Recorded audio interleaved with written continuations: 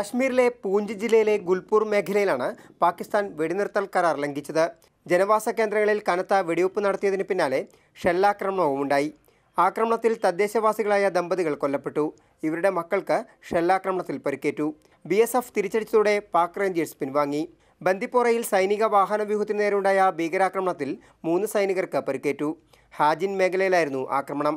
അതേസമയം ഹിസ്ബുൾ മുജാഹിദ്ദീൻ ഭീകരൻ ബുർഹാൻ വാണി കൊല്ലപ്പെട്ടിട്ട് ഇന്ന് 1 വർഷം പൂർത്തിയായതിനാൽ കനത്ത സുരക്ഷാ വലയത്തിലാണ് താഴ്വര. ഇന്റർനെറ്റ് സംവിധാനം റദ്ദാക്കി. വിഘടനവാദികൾ പ്രതിഷേധ പ്രകടനം നടത്താൻ സാധ്യതയുള്ളതിനാൽ 5 പോലീസ് സ്റ്റേഷൻ പരിധിയിൽ കർഫ്യൂ ഏർപ്പെടുത്തി. ഭീകരാക്രമണം ഉണ്ടായേക്കുമെന്ന മുന്നറിയിപ്പുള്ളതിനാൽ വാഹന പരിശോധന ഊർജിതമാക്കി. കഴിഞ്ഞ വർഷം ജൂലൈ 8-ന് ബുർഹാൻ വാണിയെ സൈന്യം വധിച്ചതിനെ തുടർന്നുണ്ടായ സംഘർഷം 4 മാസത്തോളം നീണ്ടുനിന്നിരുന്നു. പ്രതിഷേധക്കാരും സൈന്യവും തമ്മിലുള്ള ഏറ്റുമുട്ടലിൽ 80-ലധികം പേർ മരിച്ചു. സൈന്യത്തിന്റെ പെല്ലറ്റ് തോക്ക് പ്രയോഗത്തിൽ 100 കണക്കിന് ആളുകൾക്ക് പരിക്കേൽക്കുകയും ചെയ്തു. മാതൃഭൂമി ന്യൂസ്, ഡൽഹി.